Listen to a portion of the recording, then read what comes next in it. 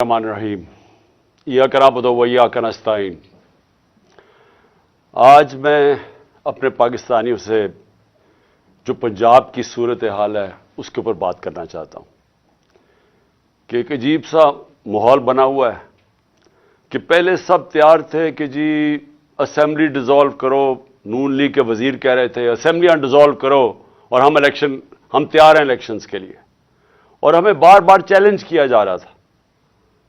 تو جب ہم نے اسمبلیاں ڈیزالو کرنے کا فیصلہ کیا اور آگے بڑھے تو ایک نہیں دو عدم اعتماد آ گئی کہ اعتماد کی بھی ووٹ لو اور عدم اعتماد کی بھی ووٹ لو۔ تو میں آج اپنی قوم کے سامنے تو دو تین چیزیں اس بڑے اہم موقع پہ، یعنی میں سمجھتا ہوں کہ میرا ملک جدھر آج کھڑا ہے، میں نہیں سمجھتا کہ میری اپنی 70 سال کی زندگی میں اس طرح کے میں نے اپنی قوم کو ایک اندھیرے کی طرف اس طرح جاتے ہوئے دیکھا جو آج ہے۔ تو میں یہ بھی آپ سے بتانا چاہتا ہوں کہ کیوں ایک سٹنگ گورنمنٹ، ہماری تقریباً 66% پاکستان ہمارے نیچے ہے، پنجاب اور پختونخوا، گلگت بلتستان اور آزاد کشمیر۔ تو کیوں ہم اپنی دو گورنمنٹس کو گرانا چاہتے ہیں؟ کون سی پاکستان کے اندر حکومت آئی ہے جو کہ اپنی گورنمنٹس کو ڈیزالو کرنا چاہتی ہے؟ یہ کیوں کر رہے ہیں ہم؟ کیا یہ ہم اپنی ذات کے لیے کر رہے ہیں؟ ہمیں تو فائدہ ہے جب ہماری دو گورنمنٹس ہیں اور 66% پاکستان ہمارے نیچے ہے، تو ہمیں کیا ضرورت ہے یہ کرنے کی؟ تو میں سارے پاکستانیوں کو آج بتانا چاہتا ہوں کہ دیکھیں ہمارا ملک ایک دلدل میں پھنستا جا رہا ہے۔ میں ہر اس پاکستانی سے آج بات کر رہا ہوں جس نے اپنے پیسے ڈالرز باہر بھجوائے نہیں ہوئے، جس کے باہر بڑے بڑے محلات اور بینک اکاؤنٹس نہیں ہیں، جس نے یہاں سے منی لانڈرنگ کر کے پیسہ باہر نہیں بھجوایا۔ میں اس پاکستانی سے بات کر رہا ہوں جس کا جینا مرنا پاکستان میں ہے، جس نے پاکستان کے ساتھ اوپر جانا ہے اور پاکستان کے ساتھ ہی نیچے آنا ہے۔ میں ان سے آج بات کر رہا ہوں کہ دیکھیں جو ایک آدمی کے فیصلہ 8 مہینے پہلے ایک آدمی نے جو فیصلہ کیا، جو ظلم کیا اس ملک کے اوپر، کوئی دشمن نہیں کر سکتا تھا۔ ایک گورنمنٹ گرائی۔ میں یاد کرانا چاہتا ہوں ساری اپنی قوم کو کہ آپ کسی بھی گوگل کر لیں، پاکستان اکنامک سروے دیکھ لیں، کوئی بھی دیکھ لیں کہ جو گورنمنٹ گرائی گئی تھی وہ اس ملک کی تاریخ کے اندر سب سے زیادہ گروتھ ریٹ تھی، یعنی بڑھ رہی تھی، ترقی کر رہی تھی، دولت میں اضافہ ہو رہا تھا 5.6% اور 6% تیسرے سال 5.7 اور چوتھے سال 6%۔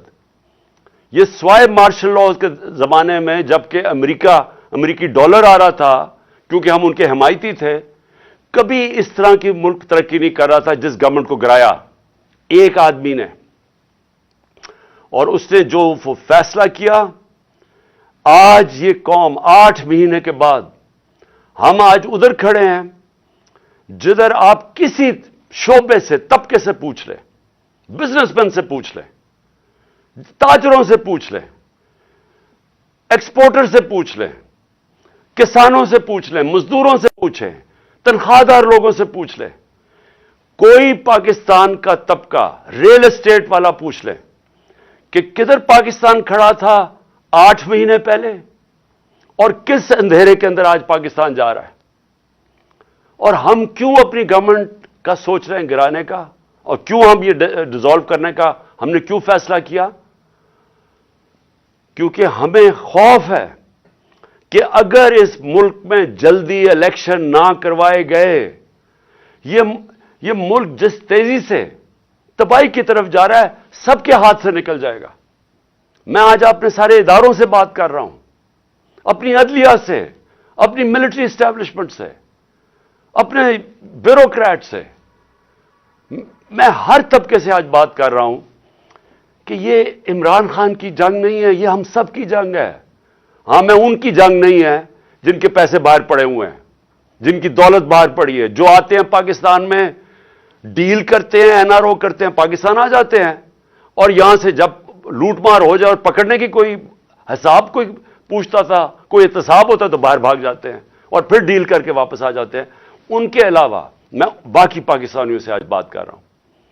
دیکھیں، ہم نے بڑے مشکل 8 مہینے گزارے ہیں۔ میں نے اس طرح، یہ میں بار بار کہتا ہوں، جو مجھے ایک آدمی نے جس طرح کی دشمنی کی ہے ہمارے ساتھ، ایک آدمی نے جس طرح کی دشمنی کی ہے، میں سمجھتا ہوں کہ میں نے 50 سال سے قوم مجھے جانتی ہے، مجھے کبھی اس طرح کا احساس نہیں ہوا جس طرح کے ایسے کہ میں کوئی غدار ہوں ملک کا، کوئی ملک دشمن ہوں۔ اس طرح کی ہمارے پر اور میری پارٹی کہ ہمارا قصور کیا تھا؟ ہمارا قصور یہ تھا کہ ہمیں ہٹا کے جو چوروں کا ٹولہ ہمارے اوپر مسلط کیا گیا وہ ہم قبول نہیں کر رہے تھے، اور وہ یہ قوم قبول نہیں کر رہی تھی۔ واضح ہو گیا کہ قوم ساری آ کے ہمارے ساتھ کھڑی ہو گئی۔ ہمیں جو برا بھلا بھی کہتے تھے، جب انہوں نے ان چوروں کو دیکھا وہ قوم ہمارے ساتھ آ کے کھڑی ہو گئی، اور اس آدمی کو نظر آ رہا تھا کہ قوم ادھر آ کے کھڑی ہو گئی ہے۔ بائی الیکشن میں نظر آ رہا تھا، جلسوں میں نظر آ رہا تھا۔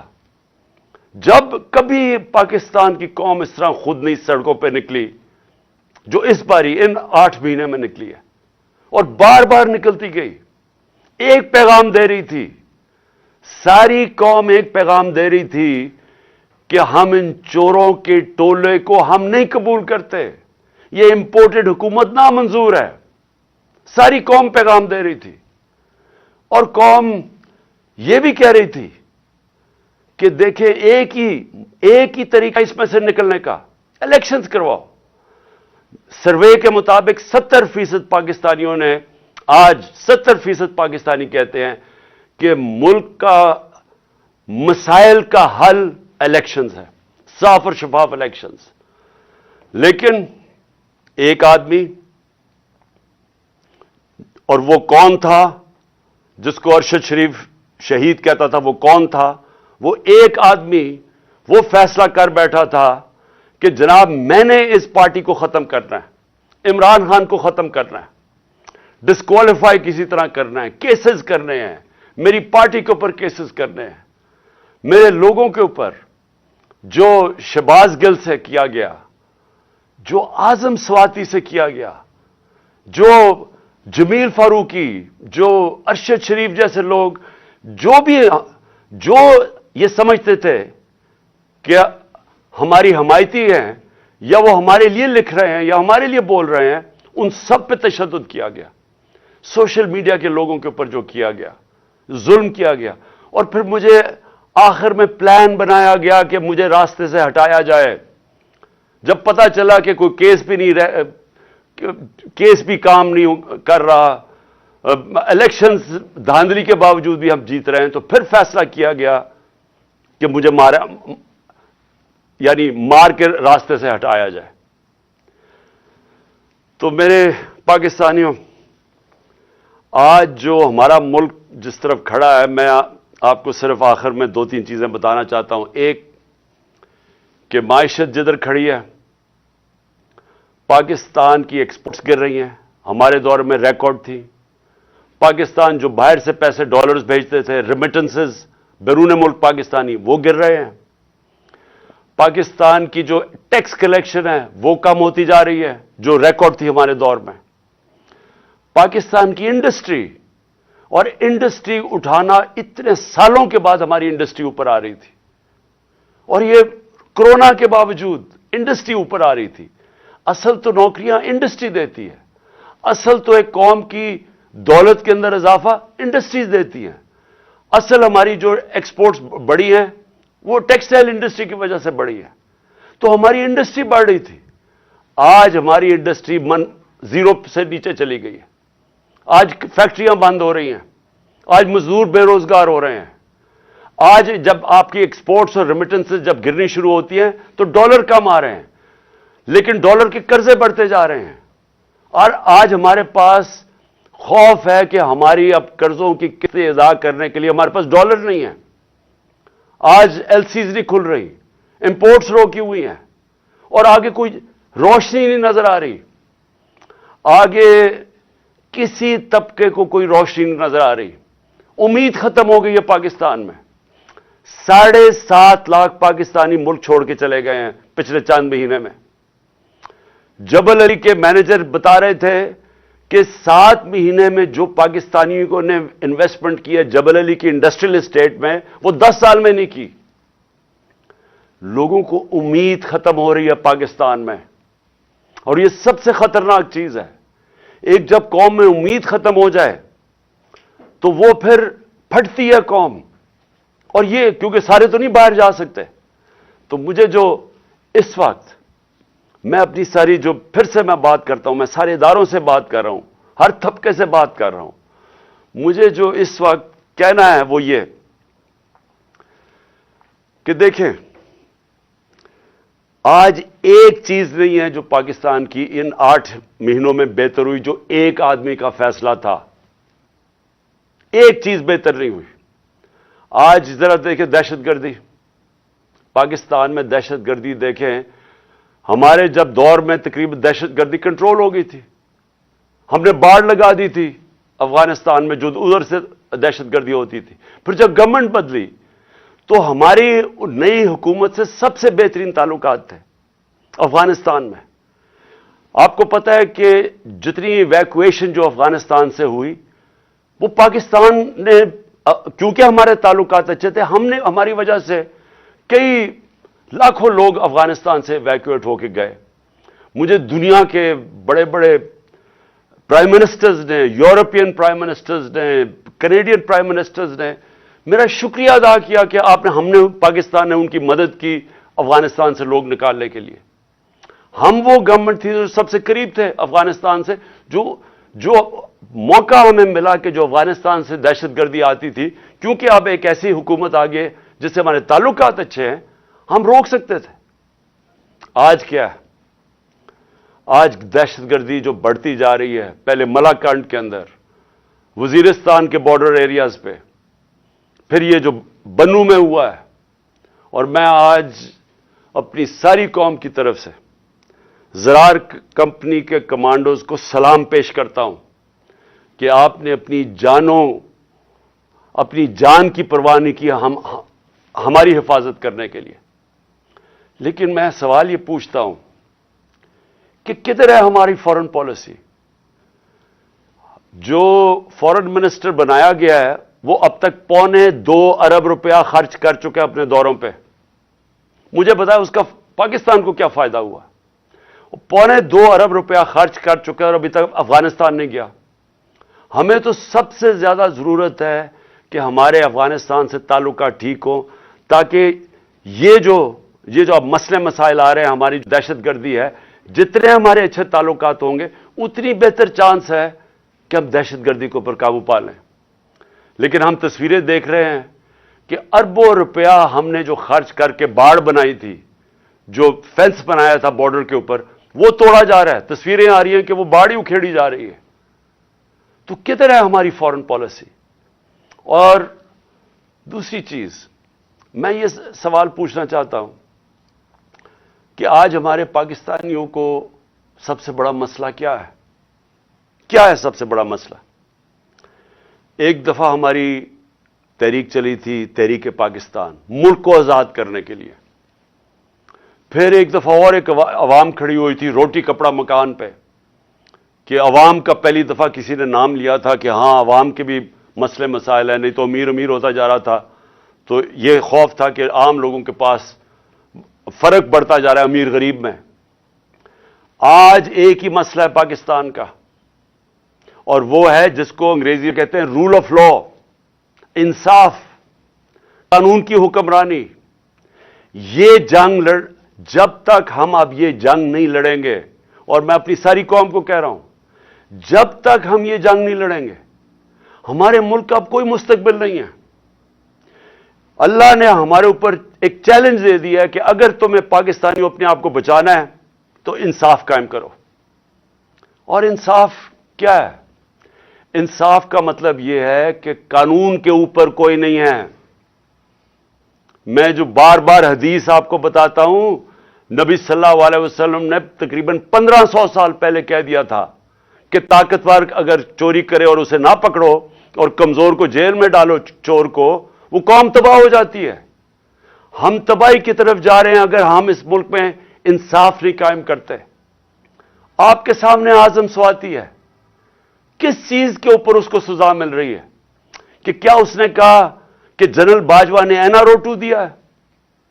کیا اس کے اوپر سزا مل رہی ہے ایک سینیٹر کو کہ اس کو ظلم کیا؟ اس کو جو یعنی کوئی تصور کر سکتا ہے کہ ایک 75 سالہ آدمی، ایک معتبر، ایک شہری جس نے باہر پیسے بنا کے پاکستان آیا، اپنی انویسٹمنٹ کی ہے، اس سے جس طرح انہوں نے مارا بچوں کے پوتوں کے سامنے، اور پھر اس کو جو ننگا کیا، پھر اس کی بیوی کے سامنے گندی ویڈیو ڈالی.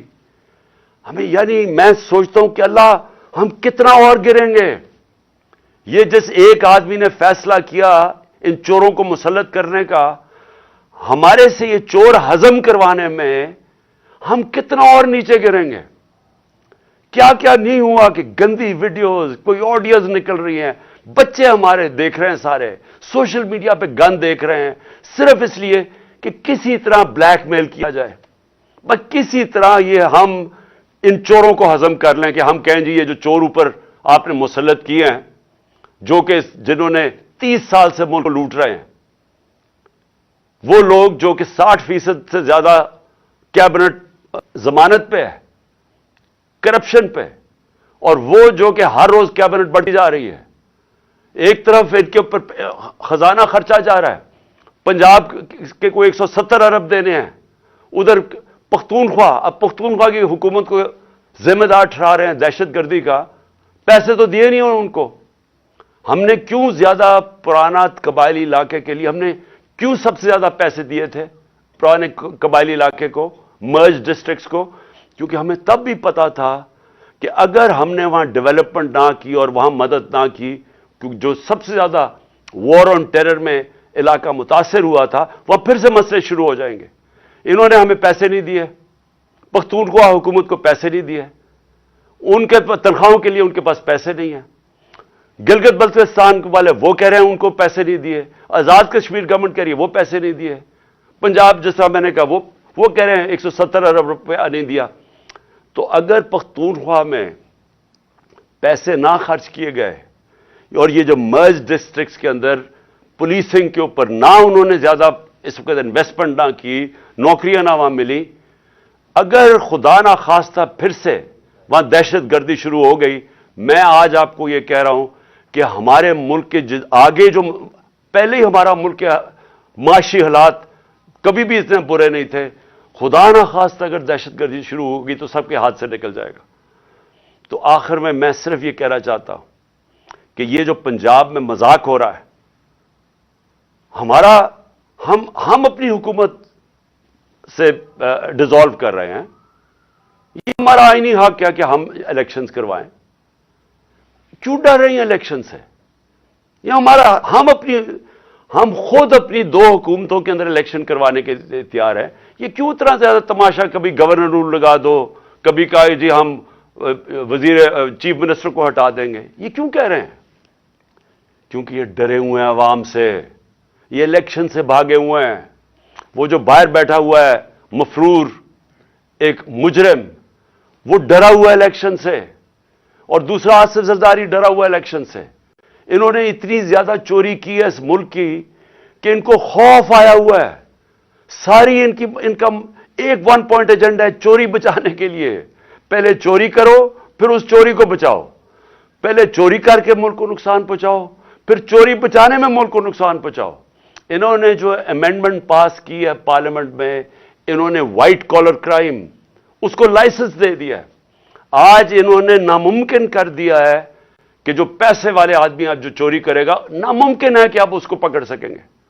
نیب کے قوانین انہوں نے ایسے بنا دیے ہیں کہ انہوں نے لائسنس دے دیے چوری کے لیے، اپنے آپ کو بچانے کے لیے ملک کا بیڑا غرق کیا انہوں نے. اور آج سوال کیا ہے کہ ساری قوم کو پتہ ہے سارے جو چاہے وہ اکانومسٹ ہے, چاہے وہ بزنس مین ہے, چاہے وہ پروفیشنلز ہیں, سب کو پتا ہے کہ اس وقت اس دلدل سے نکلنے کا صرف ایک راستہ ہے, صاف اور شفاف الیکشن. لیکن یہ جو دو چور ہیں اور ان کے ساتھی جو ہیں, یہ الیکشن نہیں ہونے دیں گے. اپنی ذات کے لیے ملک کی ان کو کوئی فکر نہیں ہے, کیونکہ ان کا پیسہ باہر پڑا ہے. ان کو کوئی فکر نہیں ہے کہ اگر ملک نیچے جاتا ہے انہوں نے باہر بھاگ جانا ہے. میں پھر سے آخر میں اپنے اداروں سے پوچھتا ہوں کہ کیا آپ کو ملک کی فکر ہے یا نہیں فکر؟ میں آپ سے پوچھ رہا ہوں, سارے اداروں سے جن کا سٹیک پاکستان میں ہے. میں ان کی بات نہیں کر رہا جن کا سٹیک ملک سے باہر ہے. جن کا سٹیک آج پاکستان میں ہے, میں آپ سب سے سوال پوچھ رہا ہوں کہ کیا آپ کو آج فکر کرنی چاہیے یا نہیں کہ ہمارا ملک تیزی سے جا رہا ہے, وہ ادھر پہنچ جائے گا جدھر خدا نہ خواستہ ہم سب کے ہاتھ سے نکل جائے گا. جتنی جلدی اس ملک میں الیکشن کروائیں ہم اتنی جلدی اس ملک کو ایک موقع ملے گا ہمیں کہ نکلنے کا اس دلدل سے. جب تک سیاسی استحکام نہیں آتا, پولیٹیکل سٹیبلٹی نہیں آتی, اکنامک سٹیبلٹی نہیں آ سکتی.